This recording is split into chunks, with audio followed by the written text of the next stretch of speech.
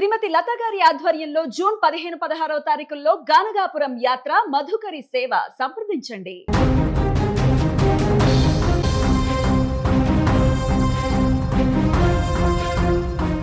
ఏపీలో ఘోర రోడ్డు ప్రమాదం జరిగింది. విశాఖ జిల్లా గాజువాకలో జరిగినటువంటి ఈ ప్రమాదంలో ముగ్గురు మరణించారు.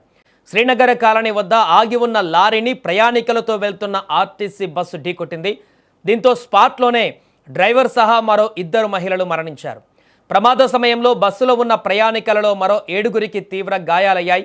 స్థానికులు వెంటనే పోలీసులకు సమాచారం ఇవ్వగా ఘటనా ప్రాంతానికి చేరుకొని క్షతగాత్రులను అంబులెన్సులు కేజీహెచ్కు తరలించారు.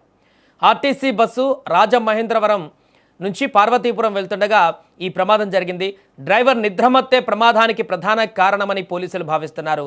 మరణించిన వారి మృతదేహాలను పోస్టుమార్టంకి తరలించి బంధువులకు సమాచారం ఇచ్చారు. ఇక ఈ ప్రమాదం పైన కేసు నమోదు చేసి దర్యాప్తు చేశారు. ఇక ఆర్టీసీ బస్సు ప్రమాద ఘటనపైన మంత్రి మండిపల్లి రాంప్రసాద్ రెడ్డి తీవ్ర దిగ్భ్రాంతి వ్యక్తం చేశారు. బస్సు ప్రమాదం ఎలా జరిగింది అనే అంశంపైన ఇప్పుడు ఆరా తీశారు. ఈ సందర్భంగా మృతులకు కుటుంబాలకు సానుభూతి తెలిపిన మంత్రి వారికి అండగా ఉంటామని భరోసా ఇచ్చారు. అనంతరం కేజీహెచ్లో చికిత్స పొందుతున్న క్షతగాత్రులను పరామర్శించిన మంత్రి వారికి మెరుగైనటువంటి వైద్యం అందించాలంటూ కూడా అక్కడ ఉన్నటువంటి అధికారులకు సూచించారు. ఏదేమైనా ఈ ఘటన ఒక్కసారిగా ప్రాంతం అంతా కూడా భయాందోళనకు గురయ్యేటువంటి విధంగా మారింది. ఆగి ఉన్నటువంటి లారీని ఒకసారి ఆ విజువల్స్ చూస్తే మనకు అర్థమైపోతుంది బస్సు ఎంత దారుణంగా ఈ ప్రమాదానికి గురైందని. ముందు భాగం మొత్తం కూడా చీల్చుకుంటూ వెళ్ళిపోయినటువంటి దారుణమైనటువంటి ప్రమాద తాలూకు ఘటన ఇది ఇంకా అక్కడ అదృష్టవశాత్తు ఆ మంటలు రాకపోవడంతో బస్సు ప్రమాదం జరిగినటువంటి తర్వాత మంటలు రాకపోవడంతో చాలామంది ప్రాణాపాయం నుంచి బయటపడ్డారు. కానీ ఇలాంటి ప్రమాదం జరిగినప్పుడు చాలా సందర్భాలలో మంటలు కూడా చెలరేగినటువంటి సందర్భాన్ని మనం చూసాం. కానీ ఇక్కడ అలాంటి పరిస్థితి లేదు. డ్రైవర్ నుంచి చీల్చుకుంటూ వెళ్ళినటువంటి సందర్భంలో అక్కడ 2 మహిళలతో పాటు డ్రైవర్ అక్కడికక్కడే మరణించినటువంటి పరిస్థితి అయితే ఏర్పడింది. ఏదేమైనా కూడా ఈ ఘటన ఎలా జరిగింది, ఇంత హెవీ స్పీడ్ వల్ల జరిగిందా లేకుంటే అక్కడ రాంగ్ రూట్లో లారీ పార్క్ చేసి ఉందా, దీనికి సంబంధించిన అన్ని వివరాలు కూడా తెలియాల్సి ఉంది. ఏదేమైనా ఈ యొక్క బస్సు ప్రమాదం ఘటనకు సంబంధించినటువంటి దృశ్యాలు అయితే ఇప్పుడు అందరినీ కూడా కలవరపెడుతున్నాయి. అటువైపుగా వెళ్తున్నటువంటి ప్రయాణికులందరినీ కూడా తీవ్ర భయాందోళనకు గురి చేస్తున్నాయి. ఎందుకంటే ఆ ప్రమాద తీవ్రత అంత దారుణంగా ఉంది. ఆ విజువల్స్ చూస్తేనే మనకు అర్థమైపోతుంది ఎంత దారుణమైనటువంటి ప్రమాదం జరిగిందో. ఇంత భారీ స్థాయిలో కూడా ప్రమాదం జరిగి అదృష్టవశాత్తు ఎక్కువ మరణాలు సంభవించలేదు. అది కొంత సానుకూలమైనటువంటి అంశంగా చెప్పవచ్చు. ఇలాంటి భారీ ప్రమాదాలలో గతంలో అనేక ప్రమాదాలు జరిగినటువంటి సందర్భాన్ని మనం చూసాం.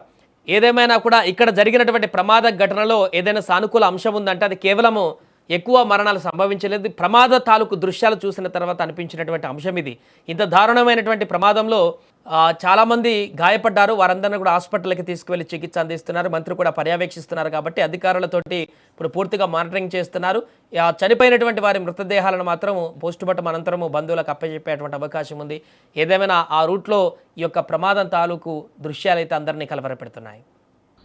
ఈరోజు 31 తెల్లవారుజామున మన గాజువాక పిఎస్ పరిధిలో శ్రీనగర్ దగ్గరలో తెల్లవారి 4 గంటల సమయంలో ఒక లారీ బొగ్గు తీసుకుని వెళ్తూ టైర్ పంచర్ అయిపోవడం వల్ల ఆ రోడ్డు మార్జిన్లో ఆగింది. తెల్లవారి 4 గంటల 3 నిమిషాలు కలగా ఆగిన ఒక 7-8 నిమిషాల్లో ఒక ఆర్టీసీ బస్సు రాజమండ్రి నుంచి పార్తీపురం వస్తూ ఆ ఆగున్న లారీని వెనక నుంచి ఇట్టించింది.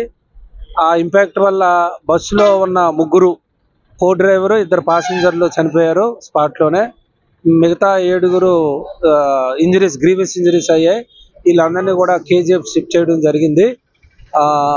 లారీ డ్రైవర్ని తర్వాత వీళ్ళందరినీ కూడా అదుపులోకి తీసుకోవడం జరిగింది. క్షతగాత్రులకి మంచి ట్రీట్మెంట్ ఇవ్వడానికి చెప్పడానికని మేము ఇప్పుడు కేజీహెచ్కి వెళ్తున్నాం. ఇది కేసు మన గాజువాక సిఐ గారు హుసేన్ గారు కేసు నమోదు చేసి దర్యాప్తు చేస్తున్నారు. ఆగున్న లారీని బస్సు వెనక నుంచి గుద్దింది. ప్యాసింజర్స్ 35 మంది ఉన్నారు. ఆర్టీసీ బస్సు ఒకటిదే తప్పు. ఇంజరీస్ ఉన్నాయి, సివియర్ గ్రీవియస్ ఇంజరీస్ ఉన్నాయి. పేర్లు మీకు వివరాలు ఇస్తాం.